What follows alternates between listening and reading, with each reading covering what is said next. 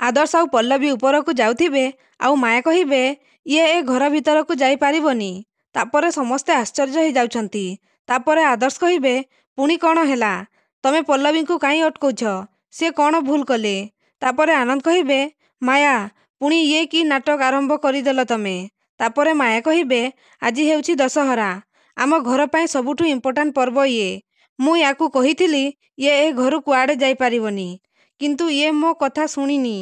ତେଣୁ ପଲ୍ଲବୀ ଆଉ ଏ ଘରେ ପାଦ ରଖି ପାରିବନି। ତାପରେ ପଲ୍ଲବୀ ଆଶ୍ଚର୍ଯ୍ୟ ହେଇଯାଉଛନ୍ତି।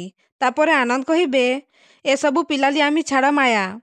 ଅଫିସରୁ ଅର୍ଡର ଆସିଲା ତାକୁ, ସେ ଆଉ କ'ଣ କରିପାରିଥାନ୍ତା?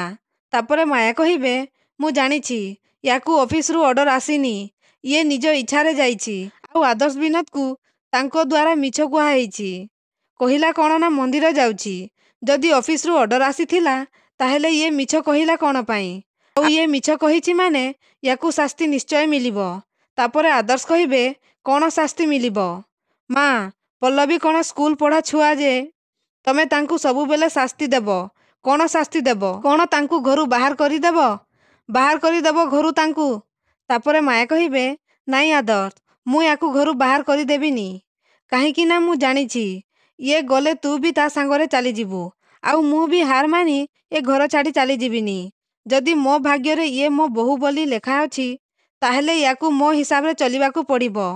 ତାପରେ ଆଦର୍ଶ କହିବେ ତମ ହିସାବରେ ତ ଆମେ ସବୁ କରୁଛୁ ମା। ପ୍ରତି ମୁହୂର୍ତ୍ତରେ ତମକୁ ଖୁସି କରିବାକୁ ଚେଷ୍ଟା କରୁଛୁ। ତା ଛଡ଼ା ଆଉ କ'ଣ ଚାହୁଁଛ ତମେ? କ'ଣ?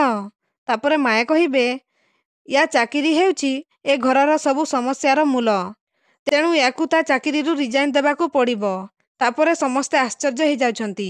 ତାପରେ ପଲ୍ଲବୀ କହିବେ ଏମଏଲ୍ଏକୁ ଆଇଏଏସ୍ ସାର୍ ବିନା ଦୋଷରେ ଛାଡ଼ିଦେଲା ପରେ ମୁଁ ବି ଅଲମୋଷ୍ଟ ଚାକିରି ଛାଡ଼ିବା ପାଇଁ ଚିନ୍ତା କରି ସାରିଥିଲି ମାମା।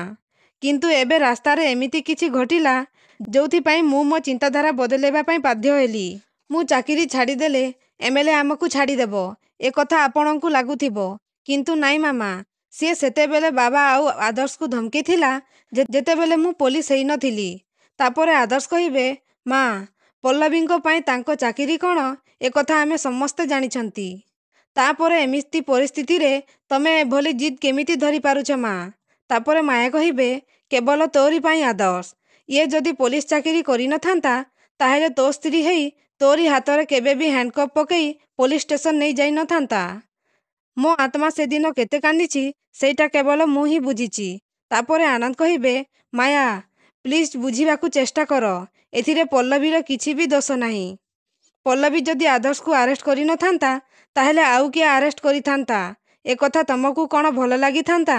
ତାପରେ ବିନୋଦ କହିବେ ହଁ ଭାଉଜ, ଆଦର୍ଶକୁ ଏମଏଲ୍ଏର ଆଉ କେହି ଯଦି ପୋଷା ଅଫିସର ଆରେଷ୍ଟ କରିଥାନ୍ତା ତାହେଲେ ଆଦର୍ଶ ସହିତ ସେଭଳି ବ୍ୟବହାର କରିଥାନ୍ତା ଯେମିତି ପୋଲିସ ଗୌରବକୁ ଆରେଷ୍ଟ କରି ତା ସହିତ ବ୍ୟବହାର କରିଥିଲା।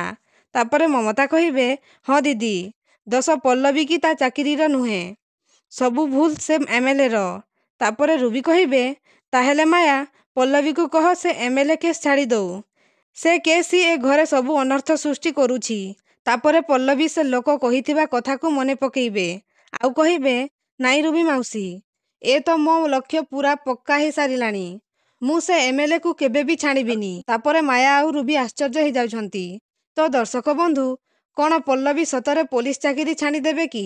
ଆମକୁ କମେଣ୍ଟ ମାଧ୍ୟମରେ ନିଶ୍ଚୟ ଜଣାନ୍ତୁ।